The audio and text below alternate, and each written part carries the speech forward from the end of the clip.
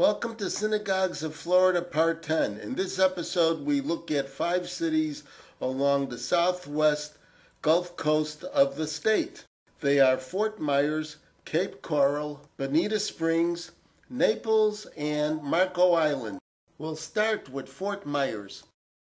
The sign here reads that we are looking at the location of Chabad Lubavitch of Southwest Florida and Maimonides School. The synagogue portion is called Beis Shmuel, or House of Samuel. Shabbat services, as usual, are held both Friday evenings and Saturday mornings, and there is also a weekly service both on Monday and Thursday mornings, followed by a hot breakfast. Rabbi Yitzchak Minkowitz is the director. Maimonides Hebrew Day School is a licensed and certified child care center. The school offers a dual curriculum with expanded courses of study, individualized lessons, and curriculums in all aspects of Hebrew, Judaic studies, and English secular subject areas that follow the new generation Florida Sunshine State standards. And now we'll turn to another Jewish house of worship in Fort Myers. Temple Beth El is associated with the Union for Reform Judaism. Its current rabbi is Robert Orech. Starting in July, Nicole Luna will be the rabbi. Shabbat services are held on Friday evenings, and the format varies depending on the week of the month. The congregation was founded in 1954. And now on to our next four. Temple Judea is a conservative synagogue. Besides a Friday night and Saturday morning Shabbat service, there is also a Monday morning minyan. Its rabbi is Mark Sack. The congregation was formed in the early 1970s. It moved to this location in 1982. We wave goodbye and head out to yet another Fort Myers synagogue location. This is a Masonic lodge, but it is also renting space to a Jewish house of worship called the Community Free Synagogue. It has been up and running for more than 10 years. All of their programs, including youth Hebrew and Jewish education, are open to all without fees or solicitations. Shabbat services are held on Friday evenings, followed by a coffee hour. There is also a traditional Sabbath Eve dinner before the services, and it's free. Each Saturday, there is a Torah study with the rabbi that is preceded by a light breakfast. Bruce Diamond is the rabbi, and he is ordained by a Reformed seminary. Our next stopover is Temple Beth Shalom, is a Reformed synagogue. Devorah Buchan is its rabbi. The congregation began in 1971 as a breakaway service from Temple Beth El, which eventually moved to Fort Myers. They were officially incorporated as the Jewish Community Center of Lee County, but also doing business as Temple Beth Shalom.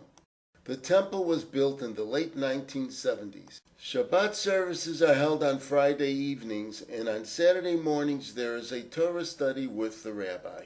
There is another Jewish presence in Cape Coral.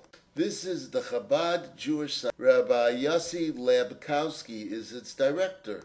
Besides Friday evening and Saturday morning Shabbat services, there is also a daily weekday morning minyan, and there is a Sunday Hebrew school.